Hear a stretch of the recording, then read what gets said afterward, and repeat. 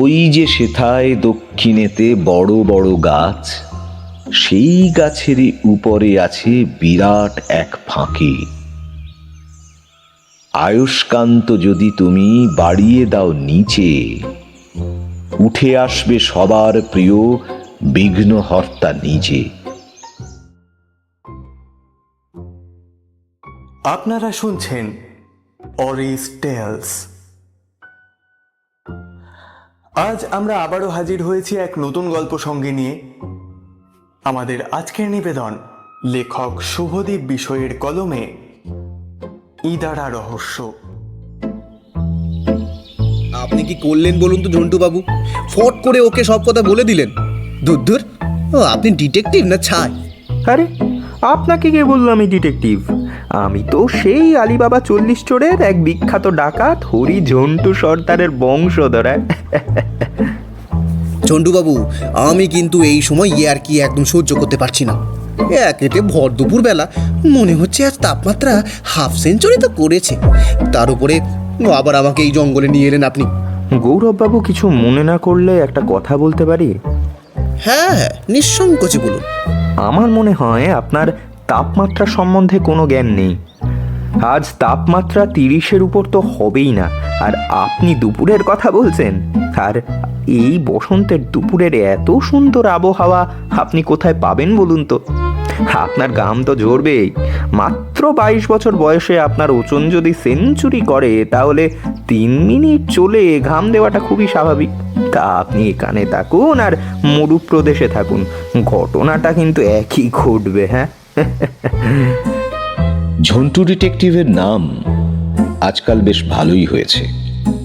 তার নাম শুনেই গৌরব বাবু তাকে ডাকার জন্য আদেশ দিয়েছিলেন আজ থেকে প্রায় 2 মাস আগে। কিন্তু তার এত কাজ, সে সমস্ত কিছু শেষ করে এখানে পৌঁছতে এতটা সময় লেগে গেল। গৌরববাবু এতক্ষণ কথাগুলি শুনে রাখছিলেন, কিন্তু তিনি ভাবলেন ঝন্টু ডিটেকটিভের সঙ্গে কথায় পারা যাবে না। তাই সে আর কথা না বাড়িয়ে বলল, আচ্ছা ঝন্টু বাবু, এখন আপনি আমাকে নিয়ে এখানে কেন এলেন বলুন তো? গৌরববাবু এই সামান্য গরমে না থাকতে পেরে এই কথাটি বললেন। সেটা ঝন্টু ডিটেকটিভ ঠিকই ধরে ফেললেন এবং তিনি বললেন, আপনার বাবা আপনার ওজন কমানোর জন্যই তো হিরে ও স্বর্ণ খচিত গণেশ মূর্তি সরাসরি না দিয়ে সূত্রের সাহায্যে খুঁজতে বলেছেন। এটুকু বুঝতে পারছেন না? কিন্তু এ কথা আপনি বুঝলেন কি করে? মানে ওই একটু হিয়াকি করছিলাম আর কি। এসব কথা হতে হতেই ভোলা চলে এলো একটা বড় ব্যাগ আর একটা বাক্স নিয়ে। ভোলাকে এই সমস্ত কথা বলার জন্যই গৌরববাবু এতটা রেগে গিয়েছিলেন। আসলে তিনি চাইছিলেন ব্যাপারটা তার আর ঝন্টুবাবুর মধ্যেই সীমাবদ্ধ থাকুক। কিন্তু ভোলা হলো ঝন্টুবাবুর বিশ্বস্ত অ্যাসিস্ট্যান্ট। তার পুরো নাম ভোলানাথ রায়। সে বিভিন্ন ইলেকট্রনিক জিনিস ব্যবহারে পারদর্শী, বিভিন্ন জিনিস তৈরিও করতে পারে। তাদের কাছে আসতে ঝন্টুবাবু বলল, সব কিছু ঠিক করে এনেছিস তো?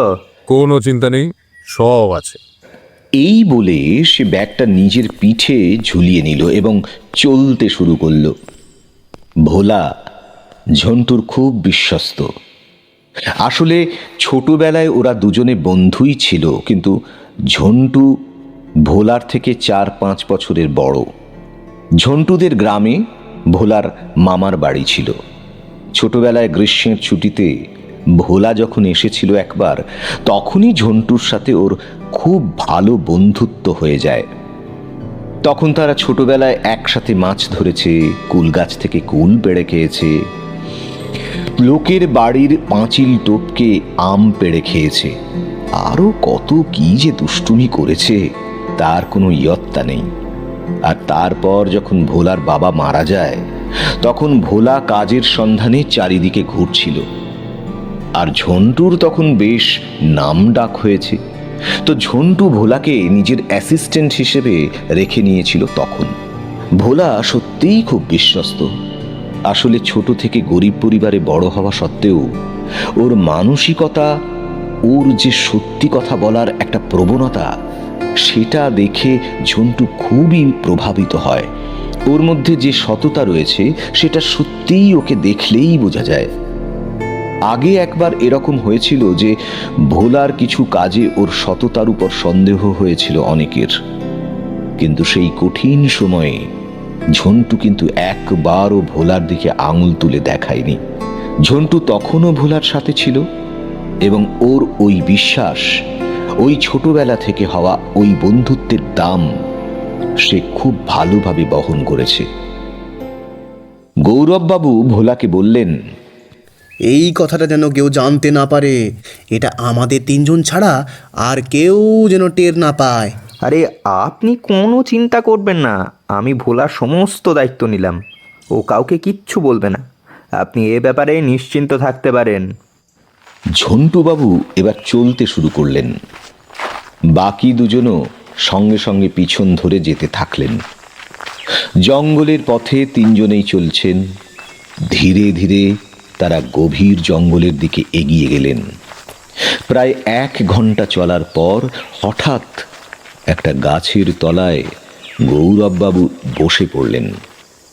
এটা একটা বড় বট গাছ। এই গাছের আশেপাশে খানিকটা জায়গা জুড়ে একটা ফাঁকা মাঠের মতো রয়েছে, কিন্তু ততটাও ফাঁকা নয় যে ওখানে মানুষের আনাগোনা আজ হয়। চারিদিকটা ঘন জঙ্গলে ঢাকা। মাঝের ওই ফাঁকা অংশটা ছাড়া মাঝে মাঝে বিভিন্ন পাখির ডাক শোনা যায় আর ঝোপঝাড় ভাঙার শব্দ। এই জায়গাটায় খানিক সাপ, কিছু শেয়াল আর ছোটখাটো কিছু পশু থাকে, কিন্তু এই সময়টাই এখানে এসে মনটা সবার খুব ভালো হয়ে যায়। এদিকটাই মাঝে মাঝে লোকেরা আসে। শীতের সময় এখানে পিকনিক হয়। এখানে ছোট ছোট ছেলেমেয়েরা খেলতে আসে। এই জায়গার পরিবেশটা এতটা সুন্দর, হালকা বাতাস, হালকা রোদ, একটা আনমনে প্রকৃতির খেলা দেখা যায় জঙ্গলের এই দিকটায়। কিছুটা এগিয়ে যাওয়ার পর ঝন্টুবাবু পিছন ফিরে তাকালেন এবং বললেন, আপনার দেখছি দম খুবই কম। সামান্য পরিশ্রমেই যে আপনার দেহে প্রশান্ত মহাসাগরের ছোট্ট রূপ দেখা যাচ্ছে। গৌরববাবু হাঁপাতে হাঁপাতে বললেন, বাবারে, তা তা আপনি যাই বলুন না কেন, এই দুপুরে আমি এত হাঁটতে পারবো না। ঠিক আছে, আপনি তাহলে এখানেই বসুন। আমাদের হাতে কিন্তু বেশি সময় নেই, মাত্র 3 দিন পরেই কিন্তু আমাকে ফিরে যেতে হবে। আচ্ছা, চলুন, আসছি। তবে আমার কিন্তু খুব খিদে পাচ্ছে, কিছু খেয়ে নিয়ে তারপর যাওয়া যাক। তবে খাওয়ার জন্য আপনাকে তো আরও কিছুটা হেঁটে যেতে হবে। তবে চলুন, যেতে যেতে ভোলার দেশের বাড়ির একটা ঘটনা শোনা যাক। ও খুব সুন্দর গল্প বলতে পারে, এতে আপনারও রাস্তায় কষ্ট হবে না আর সময়টাও বেশ ভালোভাবেই কেটে যাবে। এই প্রস্তাব গৌরববাবু শুনেই খুব খুশি। তার ছোটবেলা থেকেই গল্প শোনার প্রতি একটা আলাদা দুর্বলতা আছে, তাই তিনি তৎক্ষণাৎ সম্মতি দিয়ে দিলেন। এমনটা শোনা যায় গৌরববাবু তার দাদু ঠাকুমার কাছে তো বটেই, এমনকি তার দারোয়ানের কাছ থেকেও যে কোনো সময় গল্প শুনতে চলে যেতেন। সে ভোরবেলা উঠে হোক বা রাতে সকলের ঘুমিয়ে পড়ার পরেই হোক। ভোলা একটি সুন্দর গল্প বলল। গল্পটি শেষ হওয়ার ঠিক 2-3 মিনিটের মধ্যেই সামনে একটা ধাবা দেখা গেল। গৌরববাবু ভোলাকে বললেন, বাহ, খুব প্রায় 3:30 নাগাদ তারা ধাবাতে পৌঁছালো। সেখানে পৌঁছেই গৌরববাবু বসে পড়লেন। পাশের চেয়ারগুলোতে ঝন্টুবাবু এবং ভোলা বসল। গৌরববাবু খেলেন 17টা রুটি, 6 প্লেট তড়কা এবং 12টি আলুর পরোটা। ভোলা এবং ঝন্টুবাবু খেলেন 2টি করে রুটি, পরোটা এবং 1 প্লেট করে তড়কা। তারা যাওয়ার সময় সঙ্গে করে কিছু খাবার নিয়ে গেলেন। তারা সেখান থেকে কিছুক্ষণ বিশ্রামের পর প্রায় 5টার সময় রওনা হলো। হালকা হালকা আকাশটাতে সন্ধে নেমে এলো। তার উপরে গভীর জঙ্গল। সন্ধেটা যেন রাতের থেকেও ভয়ঙ্কর। জঙ্গল গভীর থেকে গভীরতর হয়ে উঠল। সন্ধ্যার আলো ধীরে ধীরে রাতের দিকে পদার্পণ করল। বড় ব্যাগটি থেকে ঝন্টুবাবু দুটো হেড টর্চ এবং একটা ছোট হ্যান্ড টর্চ বের করলেন। ভোলা এবং তিনি দুজনে হেড টর্চের আলো জ্বাললেন এবং গৌরববাবুর হাতে হ্যান্ড টর্চটি দিলেন। এই আলোতে বনের মধ্যে তিনজন হেঁটে চলেছেন সারি দিয়ে। মাঝে মাঝে দূরে শেয়াল কুকুরের ডাক শোনা যাচ্ছে। গৌরববাবুকে দেখে মনে হলো যেন তিনি একটু ভয় পেয়েছেন। তিনি মাঝে মাঝেই বাকি দুজনের সাথে কথা বলার জন্য উতলা হয়ে উঠছেন। কিছুক্ষণ আগে পর্যন্ত তিনি হাঁটতে হাঁটতে কথা বলতে হাঁপিয়ে যাচ্ছিলেন, আর এখন তিনি কথা বলার ফাঁক খুঁজছেন। ঝন্টুবাবু ব্যাপারটা বুঝতে পারলেন। তিনি গৌরববাবুকে জিজ্ঞাসা করলেন, কি ভয় টয় করছে নাকি? মানে সেরকম ঠিক নয়, তবে এরকম কখনো রাতে জঙ্গলে আসেনি তো, তাই একটু মানে ওই একটু অস্বস্তি বোধ হচ্ছে আর কি। আরে ভয়ের কোনো কারণ নেই, আমরা সকলেই তো আছি, কোনো অসুবিধা হবে না। চলুন আর একটু এগিয়ে যাওয়া যাক। চাঁদের জ্যোৎস্নার থেকে ঝরে পড়া আলোর ছটা এবং জঙ্গলের গভীরতা মিশে গিয়ে এক ভয়ঙ্কর ছমছমে পরিবেশের সৃষ্টি হলো। এই পরিবেশের মধ্যেই জঙ্গলের সব পশুদের আওয়াজ মিশে গিয়ে যেন মুহূর্তের মধ্যে এক ভয়ঙ্কর বৃত্ত রচনা হলো। মনে হচ্ছিল যেন তিনজনেই বৃত্তের কেন্দ্রে অবস্থান করছে। এই ভয়ঙ্কর পরিবেশের মধ্যে হঠাৎ কিসের যেন একটা শব্দ শুনে গৌরববাবু ভয়ে পাথরের মতো হয়ে গেলেন। কিন্তু ভোলা আর ঝন্টুবাবুকে তেমন একটা বিচলিত দেখালো না। আওয়াজটা আস্তে আস্তে তীব্র হয়ে উঠল। হঠাৎ তাদের সামনে দিয়ে পেরিয়ে গেল এক বিশালাকার বিষধর সাপ। ঝন্টুবাবু বিশ্রাম করতে চায়নি, কিন্তু এখানে ওকে ছাড়াও আরো দুজন রয়েছে। গৌরববাবুর অবস্থা তো আর বলার মতো নেই। আর ভোলা ঝন্টুর কথা শুনে কাজ ঠিক করবে, কিন্তু আজ ভোলাকে দেখেও তেমন একটা মনে হলো না যে ও আর চলতে ইচ্ছুক। তাই বাধ্য হয়ে ঝন্টুবাবুকে আজ এই সিদ্ধান্তেই আসতে হলো। ভিজে বেড়ালের মতো অবস্থা সম্পন্ন গৌরববাবু যেন একটু স্বস্তির নিঃশ্বাস ছেড়ে বললেন, বাবা, হ্যাঁ হ্যাঁ হ্যাঁ, তাই চলুন। ভোলা কিছু দূর এগিয়ে গিয়ে একটা ফাঁকা জায়গার সন্ধান পেল। সেখানে তারা কিছু শুকনো কাঠের জোগাড় করে আগুন জ্বালল। তারপর ঝন্টুবাবু ওই ব্যাগ থেকে নাইলনের কাপড় আর দড়ি বের করলো। পাশের একটা মোটা গাছের সঙ্গে দড়ি বেঁধে কাপড়টিকে ঝন্টুবাবু আর ভোলা ঠিকঠাক করে ধরে মিনিট 20 মধ্যে একটা তাঁবু বানিয়ে ফেলল। ধাবা থেকে নিয়ে আসা খাবার কিছু কিছু খেয়ে তিনজনে ঘুমিয়ে পড়ল। গৌরববাবুকে তো সবার প্রথমে নিদ্রা দেবী ভর করলেন। ভোলাও কিছুক্ষণ পর ঘুমিয়ে পড়ল। এই সুন্দর পরিবেশে চাঁদের আলো আর জোনাকির মিশ্রিত আলোর সঙ্গে ঝিঁঝি পোকার আওয়াজ এবং বনের পরিবেশের কিছু আলাদা শব্দের সংযোগে ঝন্টুবাবু গভীর ভাবনাতে নিমজ্জিত হলেন। ভাবতে ভাবতে তারও চোখের কোণায় ঘুমের আগমন হলো। সকালে ভোলা সবার আগেই উঠে পড়েছে। নিজের যাবতীয় কাজকর্ম সারার পর সে ঝন্টুবাবুর ব্যাগ থেকে একটা ছোট্ট বাক্স বের করল। তাতে রয়েছে আরো 2-3টে ছোট ছোট পাত্র। একটাতে রয়েছে চা, একটাতে চিনি, আর একটাতে রয়েছে এক বিশেষ মশলা। গৌরববাবুর মতে নাকি এটা তারই আবিষ্কার করা স্পেশাল চায়ের মশলা। যে কোনো স্বাদের চাকে যে কোনো সময় এক আলাদা স্বাদ এনে দিতে পারে এই মশলা।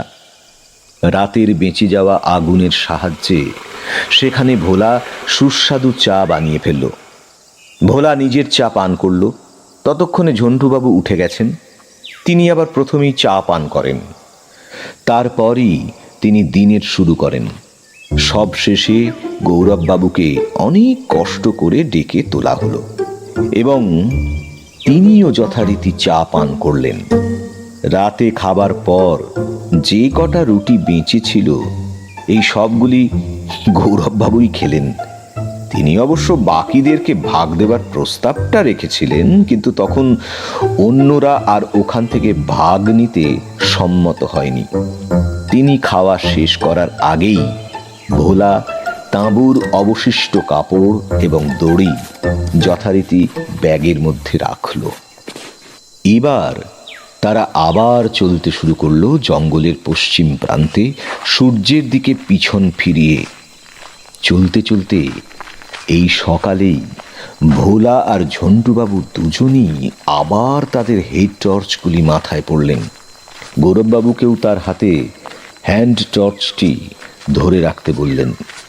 এবার গৌরববাবু ও টর্চটি দেখে সোলার প্যানেল লাগানো দিকটি সূর্যের দিকে ধরে হাঁটতে থাকলেন। এভাবে ধীরে ধীরে তাদের যাত্রা জঙ্গলের গভীরতম অংশের দিকে চলতে থাকল। দুপুরবেলায় 12:15 নাগাদ তারা জঙ্গলের মাঝে একটি বড় ভাঙা ধ্বংসস্তূপ মন্দিরের সামনে এসে পৌঁছল। জঙ্গলটা ভগ্ন প্রায়, অনেক পুরনো একটা মন্দির। তার আশেপাশের জঙ্গলটা যেন একটু বেশি গভীর। মন্দিরের সামনে থেকে যদি ডান দিকে বা বাঁ দিকে দেখা হয় তাহলে 2-3টে গাছের বেশি দেখা যায় না। একদম ঘুটঘুটে অন্ধকার মনে হয়, কিন্তু আসলে ততটা অন্ধকার নয়। সরু সরু গাছগাছালির শিকড় বাকড় মিলে এই জায়গাটাকে এমন করে রেখেছে। আর তার সাথে বড় বড় মাকড়সার জাল দেখে যেন মনে হয় কোনো অন্ধপুরী। মন্দিরের পিছনটাই অনেকগুলো বড় বড় গাছ মিলে যেন একটা আচ্ছাদন বানিয়ে রেখেছে। আর সেখান থেকে ঘন ঘন একটা অজানা পাখির ডাক ভেসে আসছে তাদের কানে। আর বনের ওই আগেকার যে শব্দগুলো, যে কিচিরমিচির পাখির ডাক আর ছোট ছোট ঝোপ জঙ্গলের শব্দ, সেগুলো যেন একদম নিস্তব্ধতায় মিলিয়ে গেছে। এই জায়গাটায় একটা গা ছমছমে পরিবেশ সৃষ্টি হয়েছে। এই মন্দির দেখে গৌরববাবু বললেন, আপনি আবার এখানে কেন নিয়ে এলেন? এই আমাদের গাড়িতে করে এখানে এলেই তো তাড়াতাড়ি আসা যেত। শুধু শুধু 1.5 দিনের সময় নষ্ট হলো। তাছাড়া আপনি মন্দিরের কোথায় বা জানলেন কি করে? গৌরববাবুর এত ঘন ঘন প্রশ্ন ঝন্টুবাবুর ঠিক পছন্দ হয় না। সে তাই এখন সেগুলো কি তাচ্ছিল্যের সহকারেই দেখে। যদি বা প্রশ্নের কোনো দাম থাকতো তাহলে আলাদা ব্যাপার। তার প্রশ্নগুলো একদম মাথা মুন্ডুহীন, তবুও বলতে হলো। প্রথমেই বলি, আপনার প্রথম প্রশ্নের উত্তর আমরা গাড়িতে কেন আসিনি, তাই তো? যদিও আমার এসব ব্যাপারে তেমন কোনো ভয় নেই, কিন্তু এই জায়গাটায় আমি প্রথম আসছি এবং আপনাদের পরিবারের আভ্যন্তরীণ এবং বাহ্যিক সম্পর্ক সম্বন্ধে আমি ততটা জানি না। তাই আমি ব্যাপারটা এমনভাবে শুরু করতে চাইনি যাতে এটা সকলের দৃষ্টি আকর্ষণ করে। আর দ্বিতীয় ব্যাপারটা হচ্ছে যে এই মন্দিরের ব্যাপারে আমি কিভাবে জানলাম, তাই তো? আসলে সেদিন যখন আপনার বাড়িতে আপনার বাবার ঘরটা দেখেছিলাম, তখন তার শোয়ার পালঙ্কের উপরের অংশে ডান দিকের পায়াটির উপরের দিকে হাত লাগাতেই দেখি সেখানটা অন্যগুলোর থেকে একটু আলাদা। ওখানটা ভালোভাবে দেখার পর বুঝতে পারলাম বাকি 3টে পায়ার থেকে চতুর্থ পায়াটিতে 3টি আলাদা স্ক্রু লাগানো রয়েছে। সেই স্ক্রুগুলির রং একদম খাটের রঙের মতোই, যাতে সেটা সহজেই চোখে না আসে। আশা করি বোঝাতে পারছি। তাই এটা আপনারা হয়তো লক্ষ্য করেননি কখনো। তারপর আপনারা যখন ওই ঘর থেকে সকলেই চলে গেলেন, আমি আমার পকেট থেকে মাল্টিপারপাস টুলের মিনি স্ক্রু ড্রাইভারটি বের করে সেই স্ক্রুগুলি খোলার চেষ্টা করলাম। সেই অংশ থেকে আমি একটা লম্বা রকম বাক্সের সন্ধান পাই। সেই বাক্সটা ভালোভাবে দেখার পর আমি সেটাকে খোলার সেরকম কোনো রাস্তা পাইনি অবশ্য। তারপর অনেক সময় ধরে চেষ্টা করার পর যখন আমি ওটা খুলতে পারলাম না, তখন আমি ভাবলাম ঘরের হরেশ্বর গৌরববাবু নিশ্চয়ই বাক্সটা খোলার অন্য কোনো সূত্র রেখেছেন, সেটা রাখতেই হবে। খাটের নিচে ওই পায়াটির নিচের দিকে দেখলাম একটা চিহ্ন আঁকা রয়েছে। সেটা কি চিহ্ন? আরে দাঁড়ান না, কোনো কথা নয় এখন, চুপ করে শুধু শুনুন, বলছি তো। হ্যাঁ, তো যা বলছিলাম, আমি সেখানে দেখলাম দুটো তীর চিহ্ন পরস্পরের দিকে মুখ করে আঁকা রয়েছে। তারপরে আমি ওই বাক্সটিকে ভালো করে দেখলাম, সেটার দুদিকে দুটি তীরের মতো বেরিয়ে থাকা অংশ রয়েছে। আমি সেই দুটি একসঙ্গে দুই দিক থেকে চাপ দিলাম, সঙ্গে সঙ্গে তীর দুটি একে অপরের মুখোমুখি পর্যায়ে চলে এলো। তারপরেই বাক্সটির উপরের অংশ থেকে একটি প্লেট সরে গেল। সেই অংশটি ছিল একটি পাজল। অনেকক্ষণ চেষ্টার পর আমি সেটা সাজিয়ে নিই। সেটা দেখতে অনেকটা ভাঙা মন্দিরটার মতনই, সাথে ওই মন্দিরের ঐতিহাসিক চিহ্নটিও ছিল। ধাঁধাটি সম্পূর্ণ করার পর বাক্সটির নিচের অংশটি খুলে গেল। সেখানে ছিল একটা কাগজের টুকরো। সেই কাগজের উপর প্রথমেই একটা বড় ইঁদারা এবং মন্দিরের চিহ্নটি আঁকা ছিল। গৌরববাবু আবার কিছু বলতে যাচ্ছিলেন, ভোলা তার হাতে চিমটি কেটে চুপ করিয়ে দিল। গৌরববাবুর একটু জোরেই ব্যথাটা লেগেছিল। তার মুখের অবস্থা দেখে সেটা খুব সহজেই বোঝা যাচ্ছিল। চোখের ইশারাতে তার কাছে ক্ষমা চেয়ে নিল। আসলে ভোলা খুব ভালোভাবেই জানে যে ঝন্টুবাবুকে তার কথার মাঝে কেউ কিছু বলুক, তিনি সেটা খুবই অপছন্দ করেন। এবারে ঝন্টুবাবু বললেন ওই কাগজে উল্লিখিত সূত্রটির কথা। ওই ছোট টুকরো কাগজটিতে লেখা ছিল 5 লাইনের একটি সূত্র। গৌরবেশ্বর গৌরববাবু হলেন এই মুকুটপুর গ্রামের বর্তমান জমিদার। ওনার বাবা ছিলেন হরেশ্বর গৌরববাবু। তিনি আশেপাশে অবস্থিত 5টি গ্রামের জমিদার ছিলেন। মৃত্যুর পর তার 2 ছেলে এবং 1 মেয়ের নামে দুটি এবং একটি গ্রামের বাটোয়ারা হয়। গৌরববাবু পায় মুকুটপুর গ্রামের দায়িত্ব। আসলে বাকি দুজনের তুলনায় গৌরববাবু মনের দিক থেকে খুবই সুন্দর। তার কোনো ধনসম্পত্তির প্রতি সেরকম কোনো লোভ ছিল না। তাই তিনি হরেশ্বর গৌরববাবুর এক কথাতেই মুকুটপুর গ্রামের দায়িত্বে রাজি হয়ে যান। রামেশ্বর গৌরববাবু পান বটুকপুর আর ছাতাইনগরের জমিদারিত্ব, আর সন্ধ্যামালতী দেবী পান শালুকপুর আর দেবীনগরের দায়িত্ব। রামেশ্বর গৌরববাবু প্রথম থেকেই খুব একটা সুবিধার লোক ছিলেন না, কিন্তু সন্ধ্যামালতী দেবী ভাই গৌরবেশ্বর বাবুর খুবই প্রিয় ছিলেন। তিনি কিন্তু ছোট ভাইকে আরেকটি গ্রামের দায়িত্ব নেওয়ার জন্য গৌরবের বাবুর কাছে আর্জি জানিয়েছিলেন, কিন্তু গৌরবেশ্বর বাবু বাবার প্রথম ইচ্ছেটাই আনন্দের সহিত স্বীকার করেছিলেন। 2 বছর আগে সন্ধ্যামালতী দেবীর বিবাহ হয়। রামেশ্বর বাবু বিয়ে করেননি। আসলে তিনি বিভিন্ন অভ্যাসের শিকার হয়েছিলেন, যেমন মদের নেশা, সাথে থাকতো বিড়ি, সিগারেট, তামাক।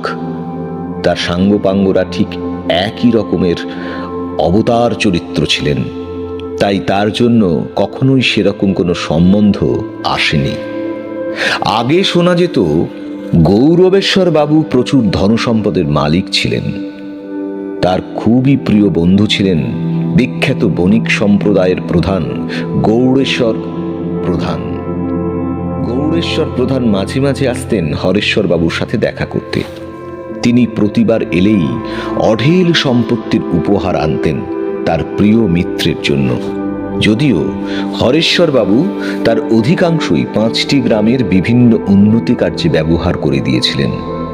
3টি বিশেষ জিনিস তার 3 ছেলে মেয়ের জন্য তিনি রেখেছিলেন। রামেশ্বর বাবুর সম্পত্তিতে নেশা ছিল, তাই তার জন্য 10,000 বিঘের সম্পত্তি তার নামে করে দিয়েছিলেন হরেশ্বর বাবু। সন্ধ্যা মালতী দেবীর উপহারটি এখনো খুঁজে পাওয়া যায়নি, আর এখনো পর্যন্ত যা বোঝা যাচ্ছে, গৌরব বাবুর জন্য রয়েছে এক সুন্দর অমূল্য গণেশের মূর্তি। প্রথমে জমি পেয়ে রামেশ্বর বাবু খুবই খুশি হয়েছিলেন, কিন্তু বাকি 2 ভাই বোনের লুকোনো সম্পত্তির কথা শুনে তিনি মনে মনে খুবই রাগ করেছিলেন তার বাবার উপর। গৌরবেশ্বর বাবু ছোটবেলা থেকেই পরিবারের সকলের প্রিয় পাত্র ছিলেন। তিনি কখনোই কোনো জিনিসের জন্য আবদার করতেন না, যা পেতেন তাই হাসি মুখে মনের আনন্দে নিয়ে নিতেন। কিন্তু রামেশ্বর বাবু ছিলেন ঠিক তার উল্টো, প্রচন্ড জেদি, খুব রাগ। তিনি কোনো জিনিস একবার চাইলে সেটা তাকে যে কোনো জিনিসের পরিবর্তে দিতেই হতো। আর সন্ধ্যা মালতী দেবী ভাই গৌরবেশ্বরকে খুবই ভালোবাসত। ওই 2 ভাই বোনের মধ্যে রামেশ্বর বাবুর তুলনায় বেশি ভালো সম্পর্ক গড়ে ওঠে। হরেশ্বর বাবুর মনে প্রথমে তার 3 ছেলে মেয়েকে নিয়েই খুব গর্ব ছিল, কিন্তু খারাপ সঙ্গের কারণে রামেশ্বর বাবুর আচরণ ধীরে ধীরে খারাপ হতে থাকলো। তাই হরেশ্বর বাবুর আসক্তি তার প্রতি ধীরে ধীরে অনেকটাই কমে গিয়েছিল। এমনটা শোনা যায়, এই গণেশ মূর্তিটির মধ্যে অষ্টধাতু থাকার সাথে সাথে বিভিন্ন অলৌকিক এবং দুষ্প্রাপ্য মণিমাণিক্যের সম্ভার রয়েছে। এই গণেশ মূর্তিটিকেও গৌড়েশ্বর বাবু দিয়েছিলেন হরেশ্বর বাবুকে। যদিও অন্য কেউ এই কথাটি জানে না, শুধুমাত্র ঝন্টু বাবু এই খবরটি জানেন। শোনা যায়, প্রাচীন এক জায়গায় খোদাই এর সময় এই মূর্তি সেখান থেকে উঠে আসে। বর্ষাকালে ডাকে যেটা ঘ্যাঙর ঘ্যাঙর ঘ্যাং, পেট কাটলে পাবেই আমার ওটার একটা ঠ্যাং। খুলবে তালা, হবে না তবু রহস্যের সমাধান, সেখানে কোথাও থাকবে একটা হলুদ কালো থান। খান খান ভাই, খোঁজ হবে রহস্যের সমাধান। আপনাদের গ্রামের একটা বৃদ্ধ লোকের কাছ থেকে জানতে পেরেছিলাম যে এই গ্রামের থেকে প্রায় 20 কিলোমিটার দূরে একটা পুরনো মন্দির আছে এবং সেখানে একটা বড় ইদারা রয়েছে। তাহলে এই সেই পুরনো মন্দির? হ্যাঁ, ঠিক তাই।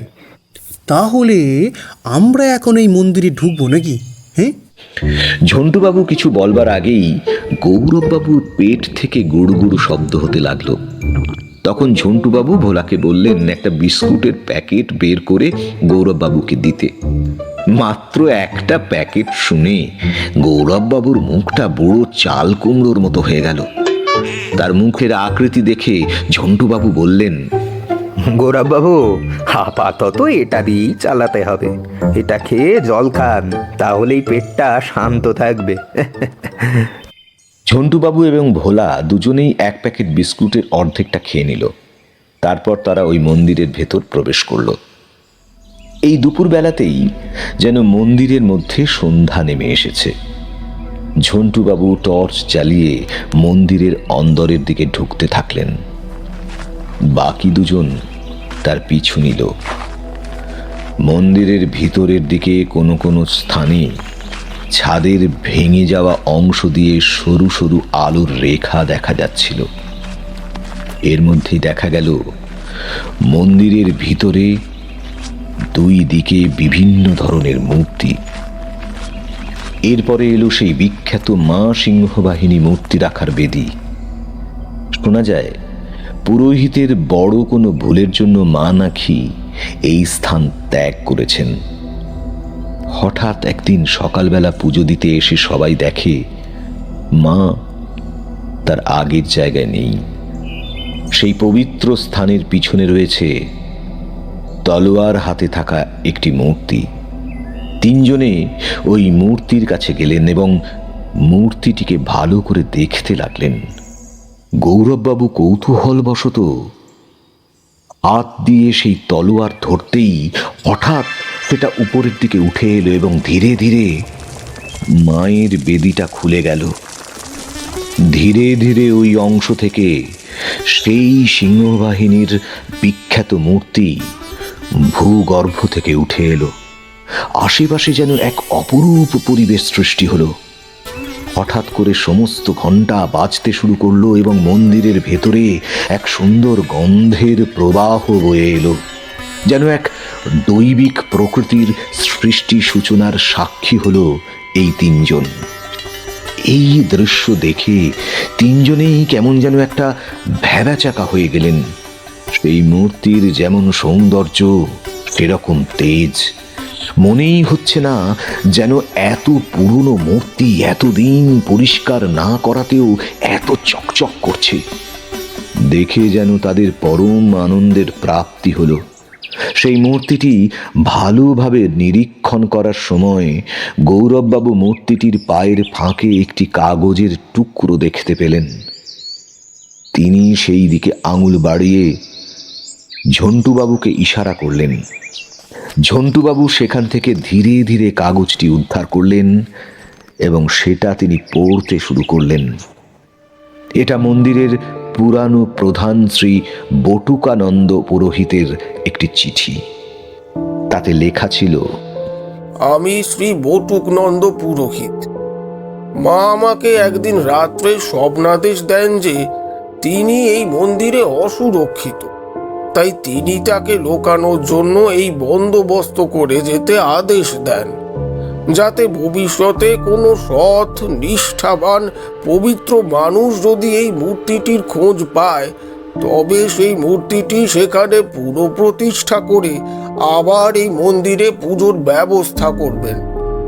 এটাই মায়ের ইচ্ছে। ধন্যবাদ। এই মন্দির পুনঃ প্রতিষ্ঠিত করার দায়িত্ব কিন্তু আপনার। হ্যাঁ হ্যাঁ, এটা তো খুব পুণ্যের কাজ। এবারে তাঁরা একটা সিঁড়ি দিয়ে নিচে নেমে এলো। সেখানে অনেক বাদুড়ের বাস। এদের পেরিয়ে তারা এক ফাঁকা স্থানে পৌঁছলো। সেই স্থানের মাঝখানে রয়েছে একটা বড় ইঁদারা। ঝন্টুবাবু ইঁদারা দেখে যেন একটু বেশি উৎসাহিত হয়ে পড়লেন। তিনি বললেন, এই সেই ইঁদারা যার কথা আপনার বাবা বলতে চেয়েছেন, দেখুন ভালো করে। ভোলা টর্চ টিপে দেখে বলল, কিন্তু না, এটার তলা তো দেখা যাচ্ছে না। এটা প্রায় 150-200 ফুট গভীর হবে। ঠিক তাই, কিন্তু আপনার বাবার সূত্র অনুযায়ী আমাদেরকে জলের কাছাকাছি যেতে হবে। পাগল নাকি? এতটা নিচে নামা তো অসম্ভব। আপনার বাবা নিশ্চয়ই এটার জন্য কোনো একটা উপায় রেখেছেন, অত চিন্তা করছেন কেন? তখন তিনজন ভালো করে জায়গাটা খুঁজতে লাগলো, কিছু একটা সূত্র পাবার আশায়। ভোলা একটা শীর্ণ গাছের গোড়ায় একটা অর্ধসূর্যের মতো চিহ্ন দেখতে পেল। সঙ্গে সঙ্গে সে চেঁচিয়ে উঠল। দুজনেই সেখানে গেল।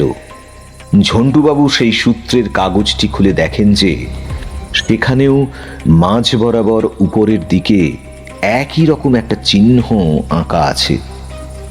এরপর তিনি ওই চিহ্নটির আশেপাশের মাটি সরিয়ে সেটা পুরোপুরিভাবে বের করলেন। ওটা একটা ধাতুযুক্ত চিহ্নের মতো বেরিয়ে এলো মাটির থেকে। এবার ঝন্টুবাবু সেটা হাতে নিয়ে ভালোভাবে দেখতে লাগলেন। হঠাৎ তিনি লক্ষ্য করলেন ইঁদারার শান বাঁধানো অংশের একটা দিকে মাটি লেগে আছে অনেকখানি।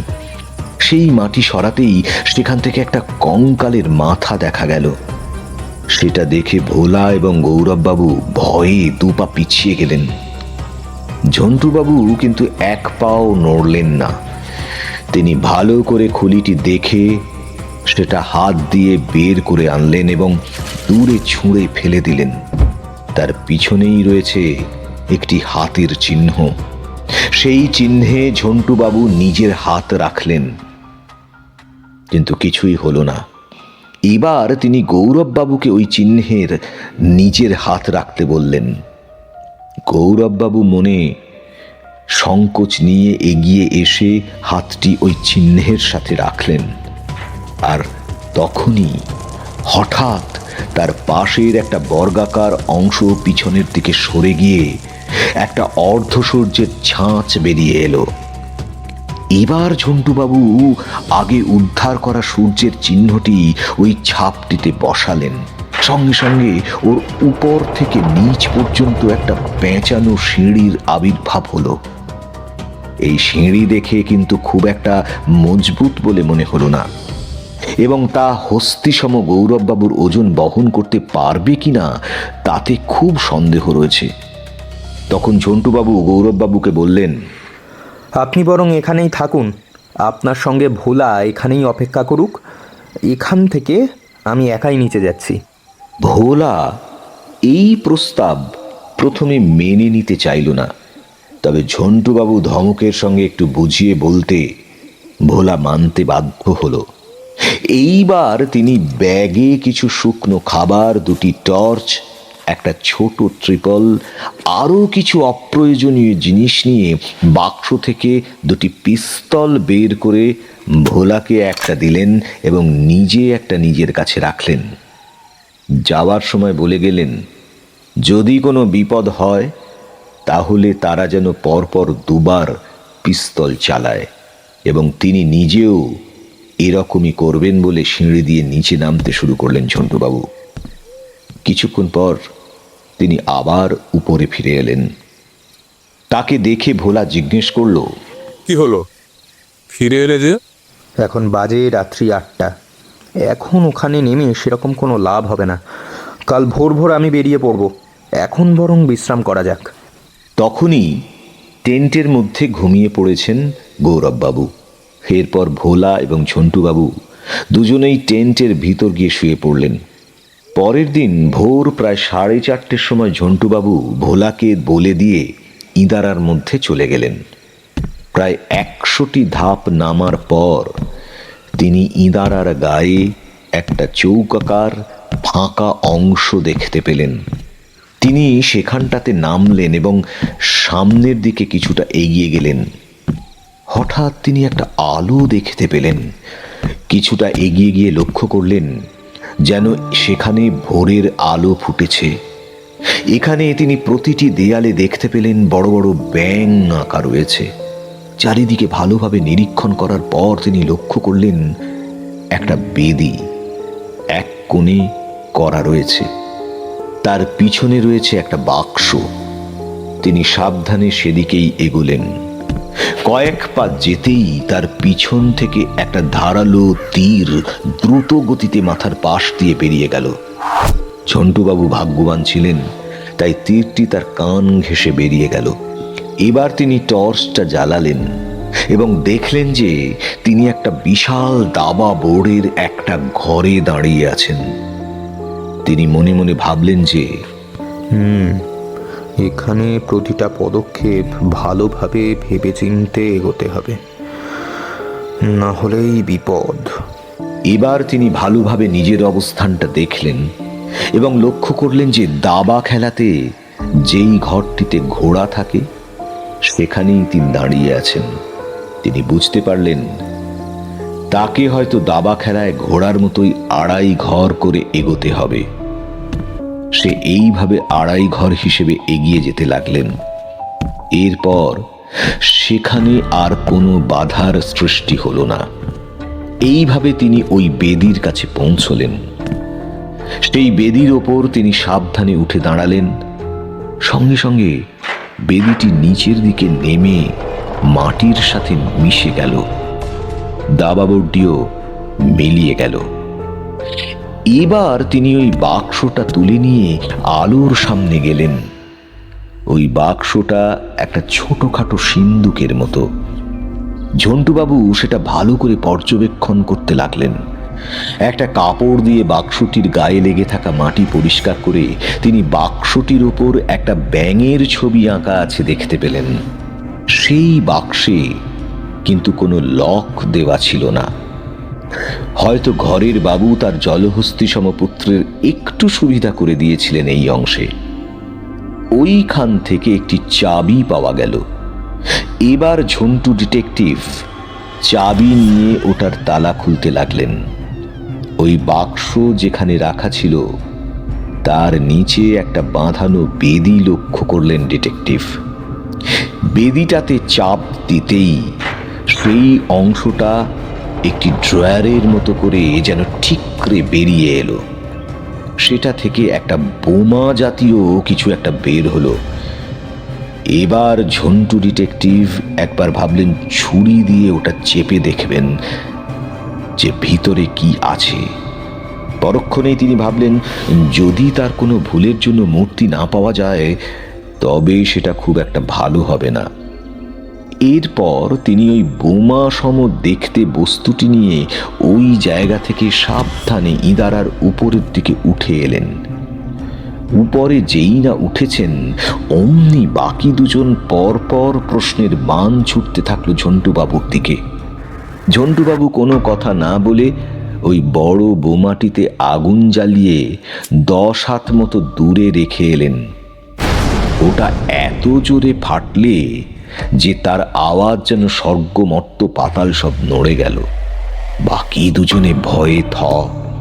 এবার ঝন্টুবাবু একটা গামছা হাতে বেঁধে ওই বোমা ফাটার অবশেষ কি যেন একটা খুঁজতে লাগলেন। আরে বোমার ভেতর বাক্স! এবার ঝন্টু ডিটেকটিভ চাবিটি দিয়ে বাক্সটি খুলতেই একটা সবুজ কাপড়ের টুকরো বেরিয়ে এলো। ইয়ে বাবা, এ তো শুধু এক টুকরো কাপড়। ধুর, এত কষ্ট সব বেকার। আরে এটাই তো সেই কাপড়টা যেটা যেটা সূত্রে লেখা ছিল। সাথে সাথে ঝন্টু ডিটেকটিভের মুখে হাসি ফুটে উঠল। আসলে সেও ব্যাপারটা বুঝতে পারছিল না ঠিক। তারপর বলল, হ্যাঁ হ্যাঁ হ্যাঁ হ্যাঁ, ঠিক তাই তো। হলুদ আর কালো মেশালেই তো সবুজ হয়। এটা এতক্ষণ মাথায় আসেনি। এরপর ঝন্টু ভোলাকে লেবু জল আনতে বললেন।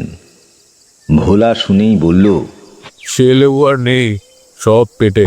কথাটা শুনে ঝন্টু ডিটেকটিভের মাথাটা একটু খারাপ হলো বটে, কিন্তু কি আর করা যাবে। তারা সব বাক্স প্যাঁটরা গুটিয়ে ফিরে এলো বাড়িতে।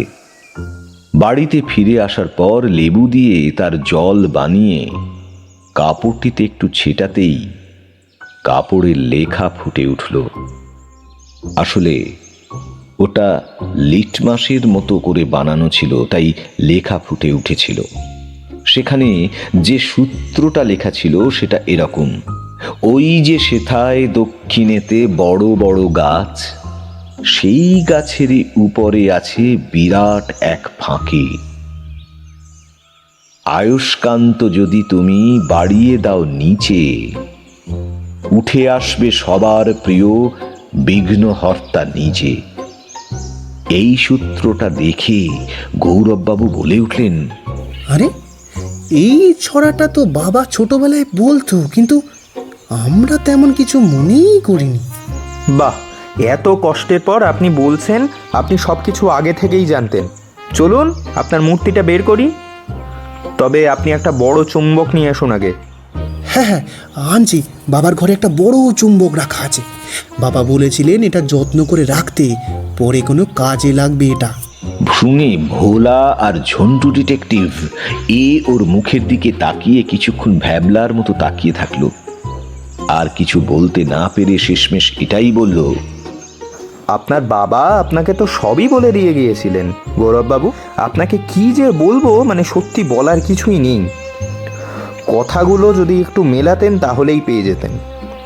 ওই তো আপনাদের বট গাছ, আর ওই তো এত বড় ফাঁকা গাছের উপরে কৌটোটাই দেখা যাচ্ছে। আর আয়ুষ্কান্ত মানে হলো চুম্বক। তাহলে আর কি, হয়ে গেল। ওখানেই আছেন বিঘ্নহর্তা। এবার চুম্বকটা আনানো হলো। ভোলা গাছে উঠল। চুম্বকটি ভিতরে প্রবেশ করাতেই কিছু একটা ভারী জিনিসের সাথে আটকে গেল। ভোলার যেন প্রাণ হাতে চলে আসছিল ওটা বার করতে। তারপর বাড়ির এক চাকর ওপরে উঠে দুজনে মিলে ওটা বার করলো। ওটা একটা প্রায় 2 ফুট বাই 2 ফুটের বাক্স। বাক্স খুলতেই সুন্দর একটা রত্নখচিত ঝলমলে গণেশের মূর্তি। কিন্তু এদিকে ভোলা যখন বাক্সটি বার করছিল, ভোলার হাতে আরো কিছু লাগলো। ভোলা ঝন্টু ডিটেকটিভকে সাইডে নিয়ে গিয়ে সেটা দেখাতেই ঝন্টু ডিটেকটিভ চেঁচিয়ে উঠল, বেটা বজ্জাত,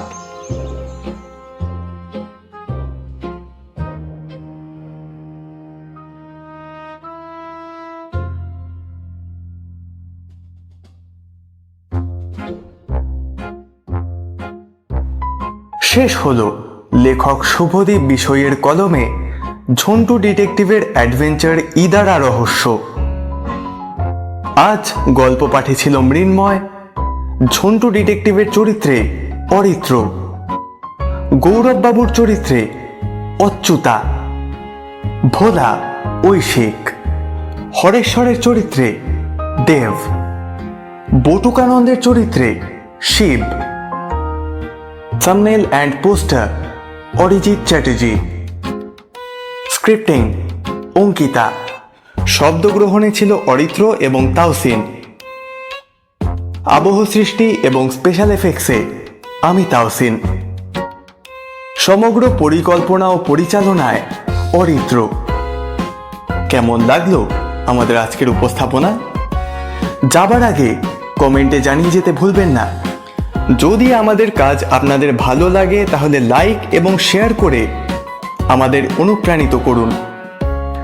প্রত্যেক সপ্তাহে ভিন্ন স্বাদের নিত্য নতুন গল্প শুনতে সাবস্ক্রাইব করুন অরিস টেলস। আজকের মতো আমাদের সময় এখানেই শেষ। আগামী সপ্তাহে আমরা আবারও ফিরব এক নতুন গল্প সঙ্গে নিয়ে। ততক্ষণ সবাই ভালো থাকবেন, সাহিত্যের সঙ্গে থাকবেন।